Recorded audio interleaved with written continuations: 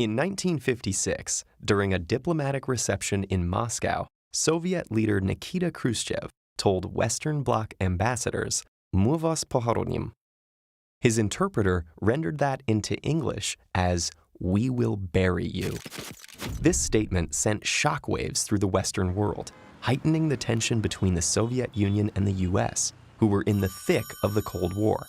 Some believe this incident alone set East-West relations back a decade.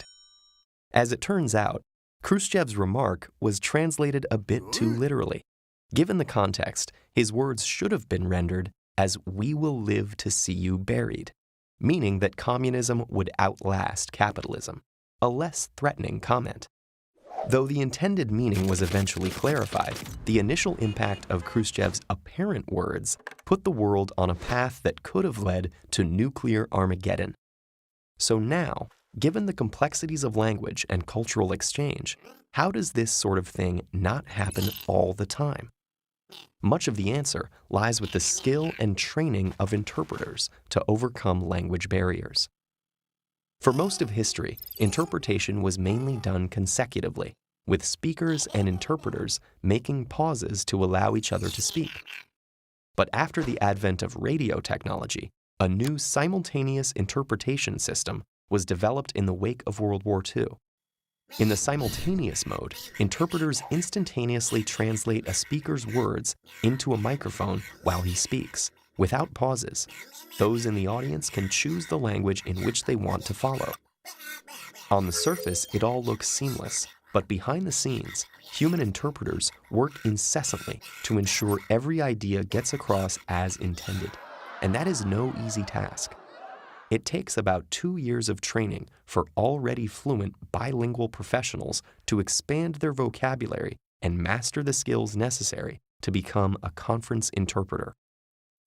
To get used to the unnatural task of speaking while they listen, students shadow speakers and repeat their every word exactly as heard in the same language. In time, they begin to paraphrase what is said, making stylistic adjustments as they go.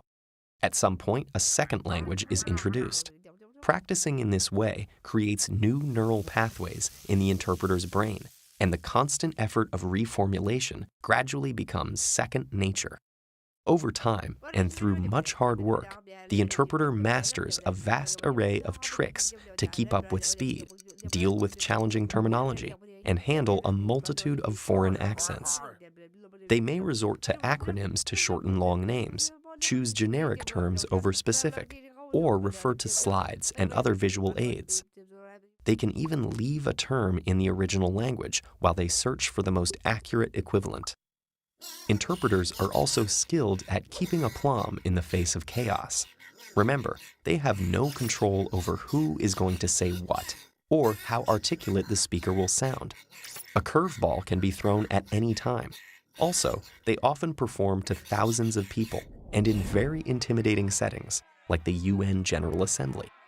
To keep their emotions in check, they carefully prepare for an assignment, building glossaries in advance, reading voraciously about the subject matter, and reviewing previous talks on the topic.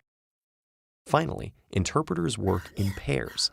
While one colleague is busy translating incoming speeches in real time, the other gives support by locating documents, looking up words, and tracking down pertinent information. Because simultaneous interpretation requires intense concentration, every 30 minutes, the pair switches roles. Success is heavily dependent on skillful collaboration. Language is complex, and when abstract or nuanced concepts get lost in translation, the consequences may be catastrophic. As Margaret Atwood famously noted, war is what happens when language fails. Conference interpreters, of all people, are aware of that and work diligently behind the scenes to make sure it never does.